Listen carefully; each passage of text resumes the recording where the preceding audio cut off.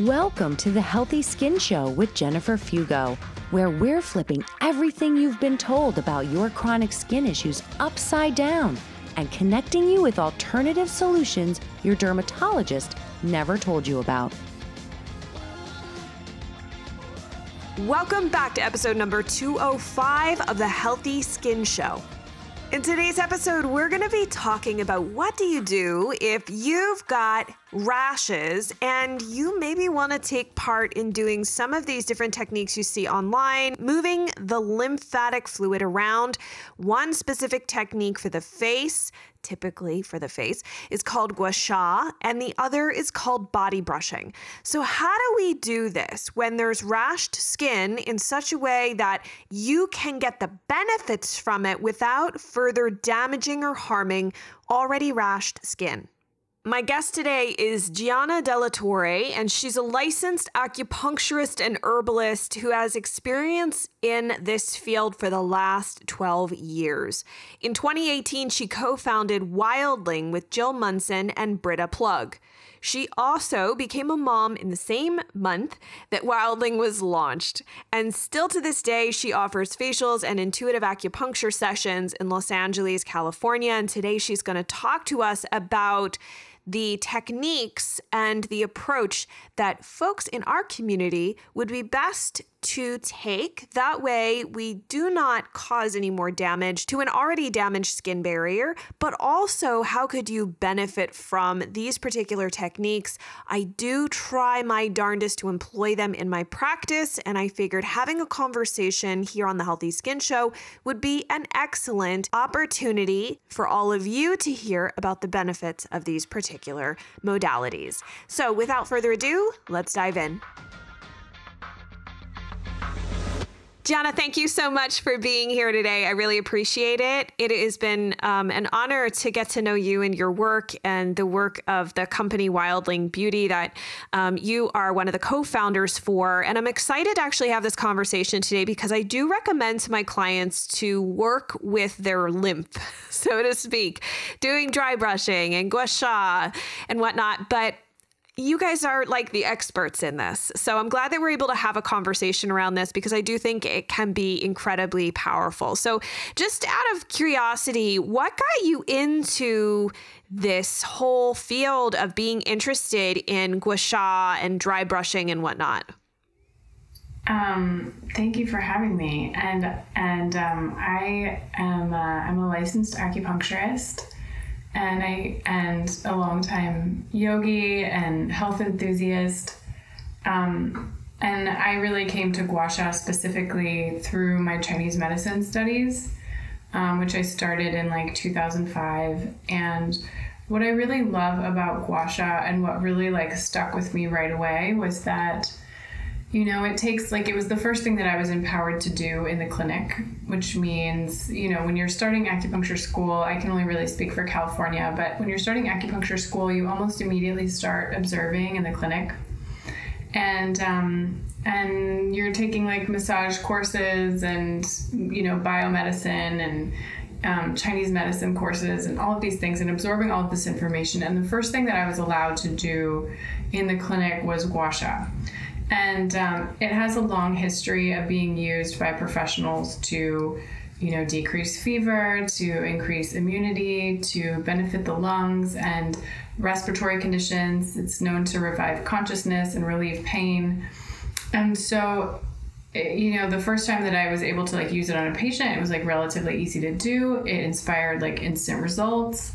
I also experienced it on my own body and just felt like the power of moving qi and blood and clearing heat and just really connecting to the power of this relatively simple practice. And, you know, Gua Sha has a long history of being a folk medicine, which means that it's been used in the home in many Asian cultures, you know, especially Chinese culture, by elders, by parents. You know, many people growing up in these cultures would have experienced Gua Sha as a child, you know, when they were sick or whatever.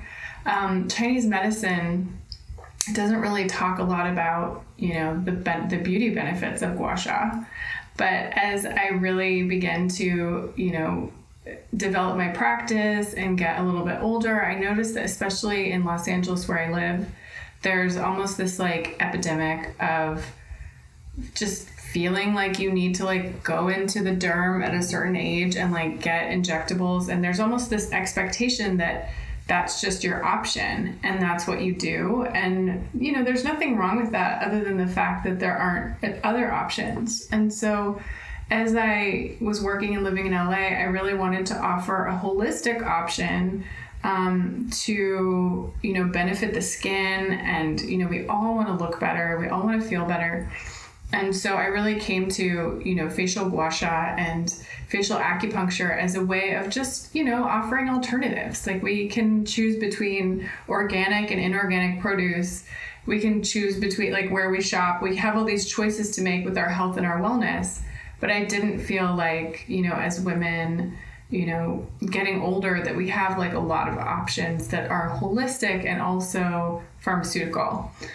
So that is why we were really passionate about creating Wildling, and I've always been passionate about Gua Sha. So I designed the tools with a lot of feedback from my partners, and I just like designed our dream tools to use on the face and on the body, and also for muscle and tension relief in the face and the jaw and the neck. So that's a long-winded answer, but it was a long story. It's a good answer. I mean, the thing that I actually learned from starting to follow you and your business partners was that I just thought Gua Sha was for the face, and moving the lymph around and especially helping it to drain essentially toward the lymph nodes. But I learned from you all that you can actually use this on the body. So Gua Sha uses a tool. Do you want to talk a little bit for somebody who doesn't know what a Gua Sha tool looks like? Because I think a lot of times they confuse them with the rollers, the jade rollers. Most people are familiar with that. So what is a Gua Sha tool made of? Is there a difference between ones that would be used on the face as opposed to the body? You know, what, and I need you to talk about slip, because we talked about slip on an Instagram live, and that is a really important part to making this whole process comfortable and not damaging your skin. Yes, definitely. So a Gua Sha tool, you know, traditionally would be made out of, you know, the OG Gua Sha tools used for Chinese medicine were either like a spoon or a polished like animal horn. It's always like a flat surface, you know, or you think about something that's like almost like disc-like shaped so that it has a firm edge.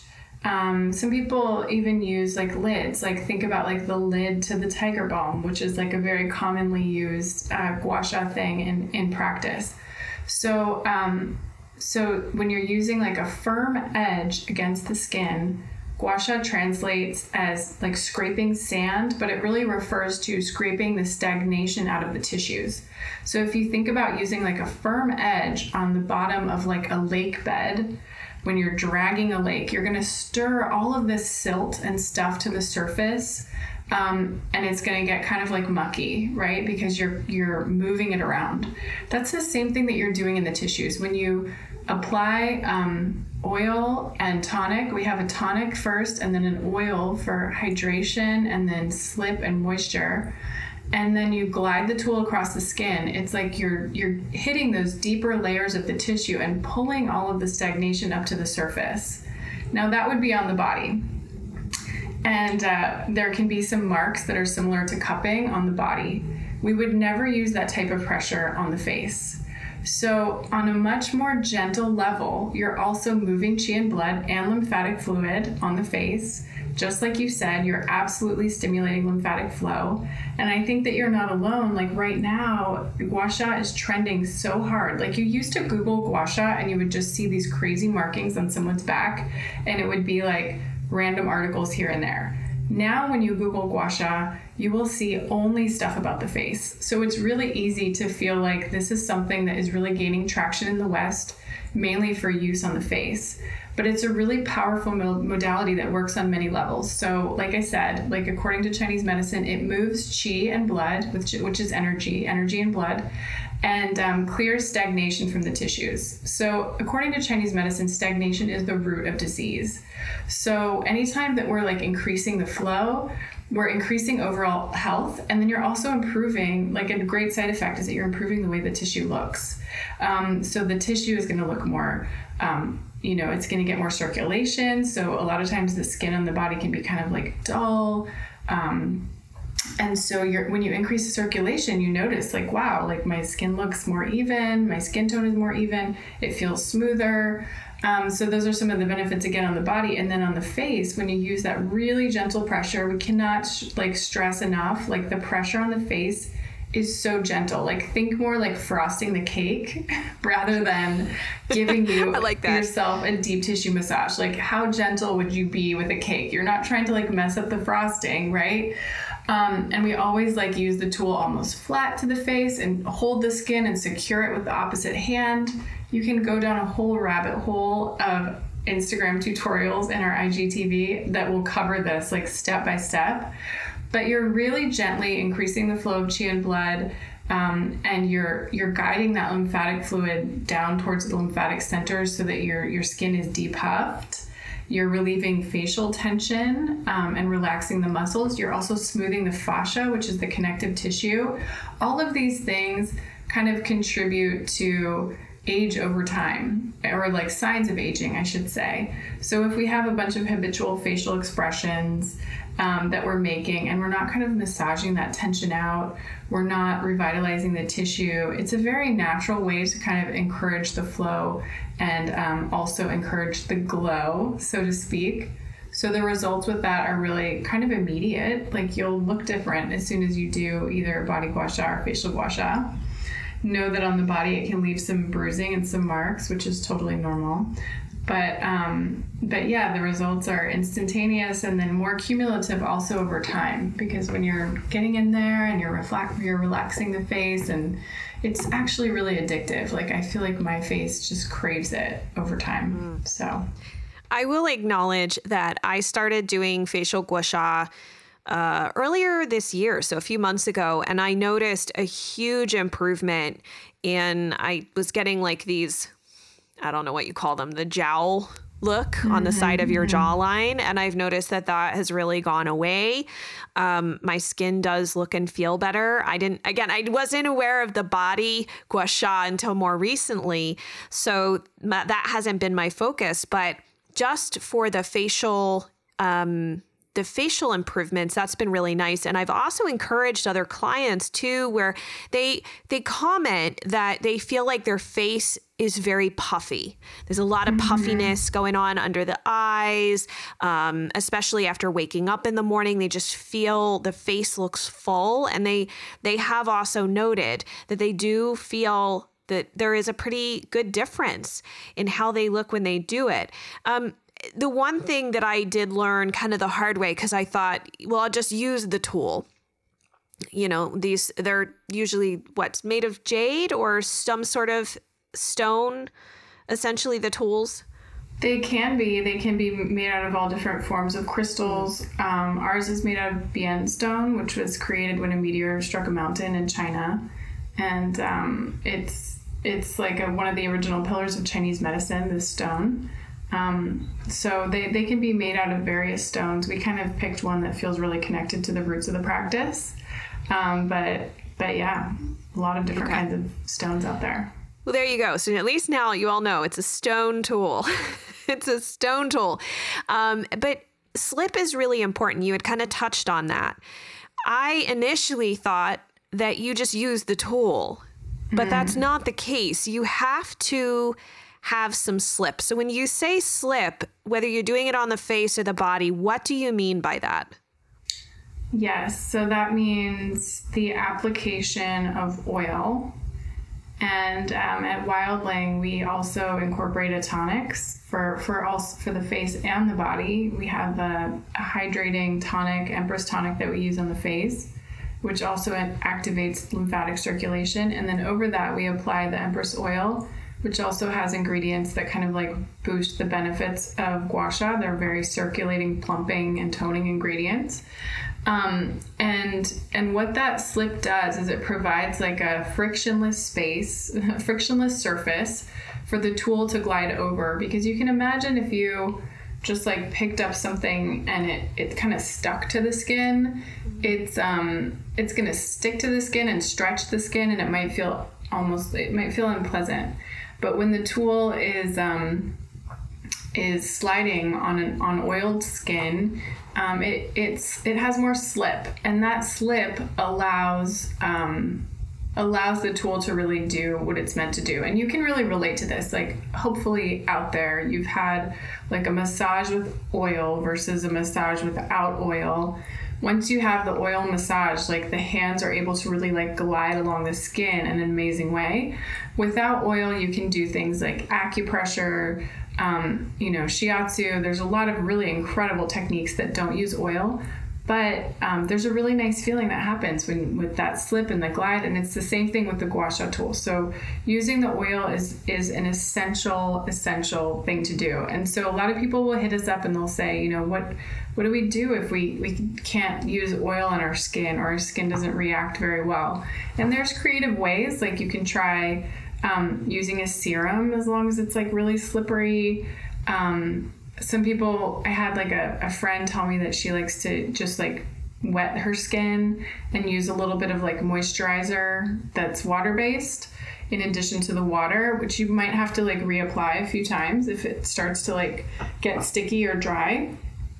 But yeah, you want to make sure that tool is gliding over the skin and not sticking to the skin is the most important thing on face and on body.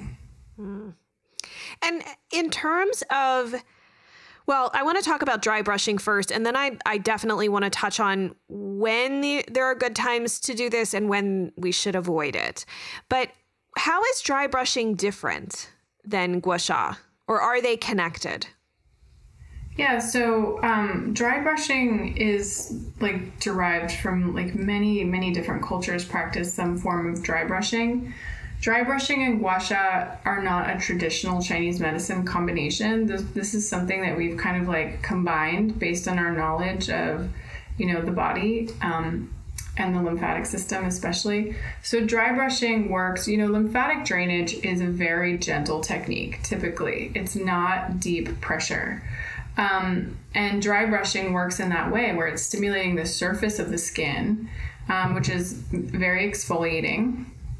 And then it also works in those like vessels underneath the skin to stimulate lymphatic flow. So dry brushing has been really well known for, again, like it's really invigorating for the system and it's very lymphatic activating. And so we have combined that in our Aura collection with a dry brush, products for the body, and then also a Gua Sha tool. So the Gua Sha tool is going to work on the deeper layers of the skin, really getting into like the muscles, the tissues, like moving and breaking up connective tissue that can contribute to things like cellulite. And so the dry brushing kind of like prepares the skin, and then you go deeper with the Gua Sha. And they have very different actions. They have very different surfaces. They're very different, but they're a really great adjunct to each other.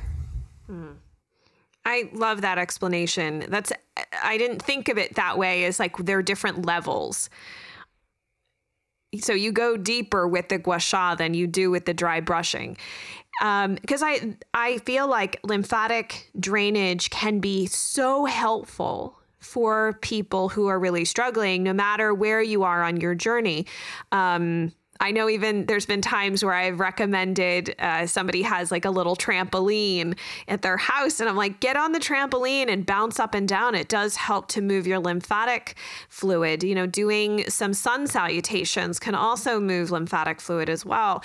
So there's a lot of different things that we can do in our daily life. I even horseback riding, not that everyone has access to a horse, and I have only been on a horse once in my life, but if you do, that actually is great for your lymphatic system. So with dry brushing, am I correct that you start with the extremities and you're moving inward? So from, say, the wrist, for example, inward toward the armpit, the ankle up toward the groin area. Yes, exactly. So we have like our lymph nodes tend to collect around the armpits, around the neck, which is why facial gua sha is so good for kind of like sweeping towards the neck. And then also in the groin. And you always want to work from, you know, the toes towards the hips, and you want to work from the fingertips towards the armpits.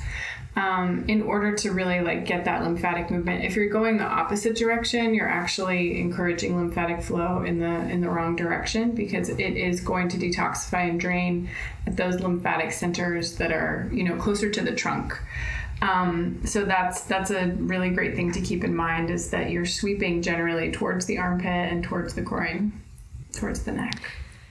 So as you know, a lot of folks who listen to this, they may have rashes themselves. Some listen for a loved one, a friend, and some are practitioners as well, who learn a ton from the show. And so if someone is dealing with active rashes, so for example, let's just say someone has active eczema all over their face right now. The face is incredibly inflamed. That would likely not be a good candidate for doing gua sha right now. Like, what would your thoughts be on if that was the case for that person? Yeah, 100%. Like, you're never going to use the technique directly over an active skin issue, whether that be acne or whether it's eczema or a rash or anything like that. Now, that being said, you can work as long as like there's clear skin from like the earlobe down to the collarbone. We do tell people, like, you know, if you have a skin condition, you can work around it on the face, and you can work from the earlobe down to the collarbone, and that's where the lymphatic fluid drains from the face. So you can just do like 10 to 30 strokes like on the neck, making sure that the neck also has slip, to kind of just encourage lymphatic flow, because you know, the lymphatic system carries like waste materials away from the skin. And so if there's anything that is kind of like hanging out in the tissue that could be contributing to the skin condition, then that's a good way to heal. Again, that's like very, very gentle pressure, because it's lymphatic moving. So it's really, really gentle, self-loving massage, like from the earlobe to the terminus point just above the collarbone. Mm.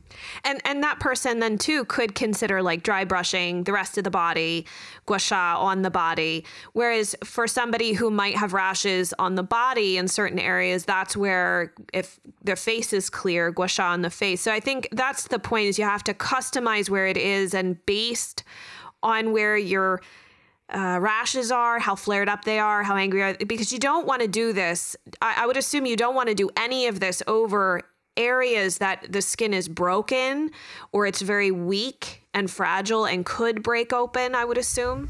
Yes, 100%. So you're always going to be doing this on clear skin. And that being said, it's just like good to keep in mind that you can still really benefit your overall health and your body and your skin by working around it. So, you know, unless your entire body's covered, which for some people that might be the case, unless that's the case, you know, you can find a way to kind of work around and still get a lot of benefits because of the movement otherwise. And then also just knowing like what you said about, you know, the lymphatic movement is encouraged by your body's movement. So anytime that you're jumping on a trampoline, anytime that you're riding your horse or jogging or doing any sort of physical exercise, that's going to be benefiting your lymphatic system. So no matter what, one of these things is accessible to you and will benefit.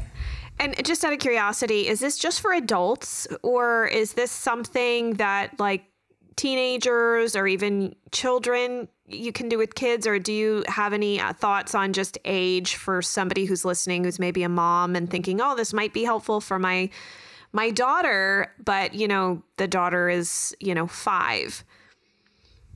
Yeah, so this is something, gua sha is definitely used on children.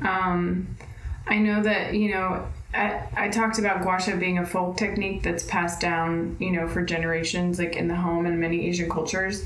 And with that is also like some knowledge of when and how to use it.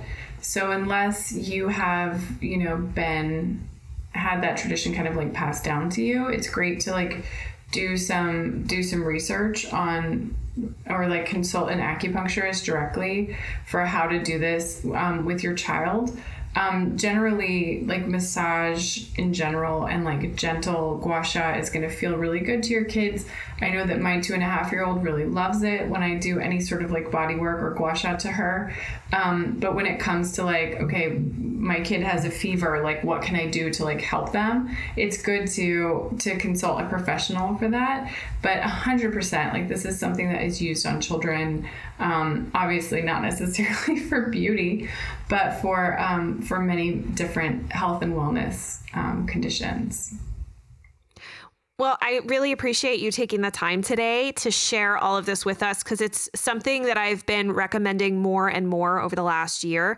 And it's nice to have something to really point people to, especially those who aren't clients and who listen to the show and are looking for different resources. And your company has a ton, like you said, on Instagram, you guys have a ton of information just in your account alone. I have just learned so much. And if anyone is listening and is interested in checking out your products, where can they find you online? So you can find us on Instagram at Wildling_beauty. We're also on YouTube at Wildling Beauty, no space. And we are shoppable on the web at wildling.com. We're also on TikTok these days at Wildling_beauty, getting into the TikTok thing. And I think that's mainly it. We also have a private Facebook group for people who like to have a little bit more privacy and be connected to our like core community. And that is searchable under the hashtag WildlingWorks, is the name of our Facebook group. And so we are all over, and we're very passionate about educating in addition to sharing great products. So we're very responsive on Instagram for people who have questions. And, we just want to make sure that people feel like this is accessible to them, that they can do it. We're doing online classes all of the time. So if you go to our events page, you can see our upcoming virtual classes and virtual events that you can join and kind of like be able to ask questions in real time and follow along. Perfect. And as a thank you for those listening, if you're interested in making any purchases, like Gianna said, they have lots of amazing tools and such that are crafted specifically for their company that are beautiful. You guys might remember Rachel Pontillo. I know she's gotten herself one of the tools and she absolutely loves it. So you can head on over to their website, and they've been kind enough to offer us a discount code. If you use Healthy Skin Show at checkout, you can get 10% off your first purchase.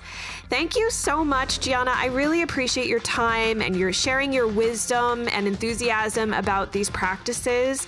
And I'm just so excited to continue diving into this and sharing it as well with clients to help provide them the tools to rebalance their body, their skin. And as you said too, this is partially energetic as well, because it does change us on so many different levels and helps bring us into, I think you find yourself more in tune with yourself as you learn how to advocate better for yourself, listen to your body a little bit better. And these are great physical practices to help and support someone on their health journey. So thank you so much.